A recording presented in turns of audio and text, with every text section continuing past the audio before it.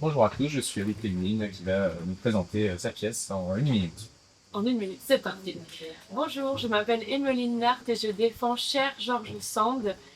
C'est un projet que je porte depuis 4 ans. J'ai mis 2 ans d'adaptation tiré de ses mémoires Histoire de ma vie et de sa correspondance.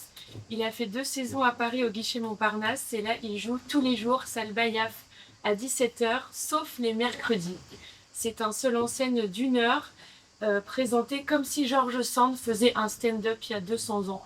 Ce ne sont que ces mots, mais je le réduis en stand-up littéraire. Elle parle directement au public et pour en ressortir tous les messages forts et plein d'humanité dont on a besoin encore aujourd'hui.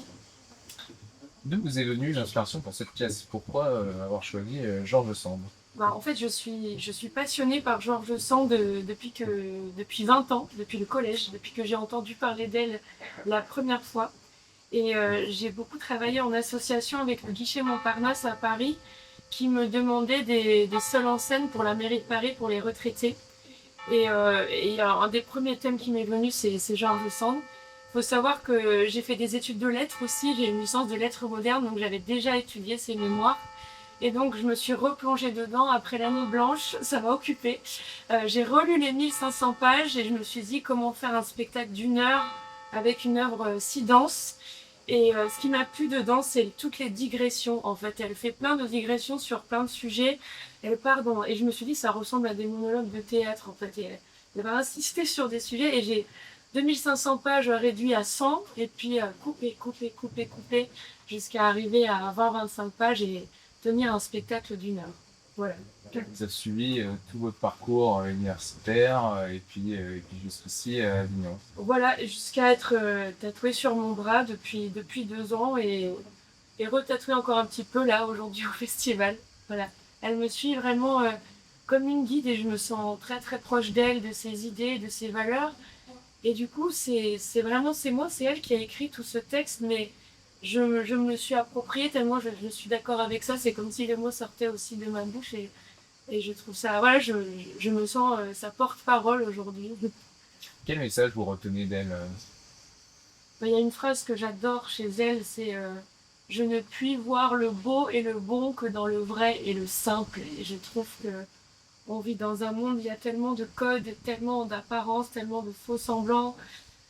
J'aimerais revenir à plus de, voilà, de simplicité, de retourner aussi dans la contemplation. On vit dans un monde où tout va vite, on prend pas le temps. Elle rêvait beaucoup, elle méditait beaucoup et juste de revoir les petites choses belles et simples de la vie, c'est assez important. Et elle était aussi très tournée vers les autres. Et on vit dans un monde très, très individualiste et elle prône la solidarité. Elle dit que l'individualité n'existe pas. Et elle a cette phrase très forte où elle dit il me fallait chérir ou mourir. Elle préfère vivre elle-même malheureuse, mais si elle vit pour les autres et pour faire du bien aux autres, et ça, je suis à 1000% d'accord avec ça, et j'ai à cœur de partager ces beaux messages-là. Comment vous sentez-vous sur scène? À vrai dire, là, sur le festival, c'est le moment où je respire.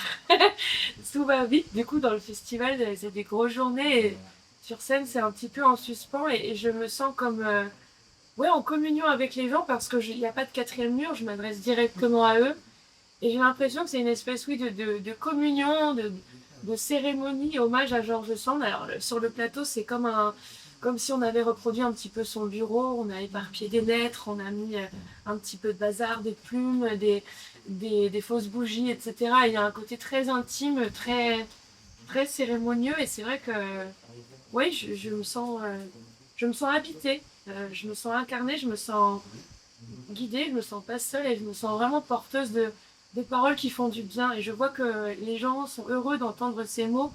C'est tellement bien écrit ce qu'elle dit. Et c'est des mots qui font du bien à entendre, qui donnent de l'espoir. Et elle donne aussi une ligne de vie aussi sur comment être heureux, comment bien vivre. Elle a beaucoup secoué Flaubert, qui était un grand dépressif, et elle l'a bien voilà, de l'activité physique, pas que le cérébral. On est dans un monde où on réfléchit trop, on est beaucoup dans le mental et revenir au corps, à la nature, aux choses simples. Voilà, ça c'est important. À quel type de public vous adressez-vous? Franchement, tout public, ça c'est tout public, peut-être à partir du Du collège, peut-être, parce que c'est vrai que voilà, c'est un spectacle où il n'y a pas vraiment d'action, je ne joue pas sa vie.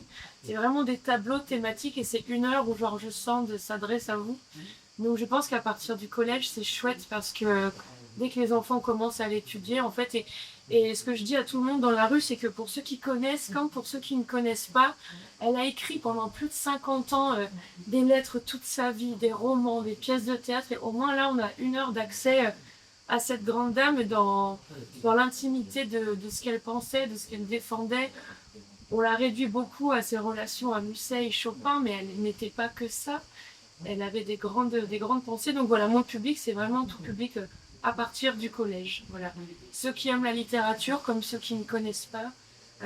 C'est vraiment ces textes que j'ai un petit peu écourtés pour aller au message direct, parce que elle fait beaucoup de longues phrases avec des digressions, des synonymes, des répétitions. Et c'est vrai que c'est dense, et j'ai été au vif du sujet, quoi, à chaque fois. Je fais En quelques mots, pour finir, pourquoi venir voir votre pièce? Pourquoi venir voir ma pièce? Eh bien, je pense que c'est un angle différent des autres spectacles, peut-être littéraires ou sur les vies d'auteurs que vous avez déjà vus, ou même sur Georges Sand, parce que il est rare de prendre vraiment un spectacle d'auteur et de partir directement de digression et de pensée. Voilà, c'est l'originalité, je pense, c'est de ne pas retracer sa vie de manière linéaire, mais vraiment de garder ses mots à elle et de défendre des messages forts. C'est un spectacle, je pense, qui fait du bien parce que le texte est beau à entendre et les messages sont beaux et importants encore aujourd'hui. Ils sont tellement actuels. Elle a écrit ça il y a 200 ans et ils résonnent encore beaucoup aujourd'hui. Donc c'est pour ça que je pense que vous devriez venir voir ce spectacle par une passionnée qui tente vraiment de rendre hommage et d'incarner au mieux Georges Sand. Merci beaucoup. Merci.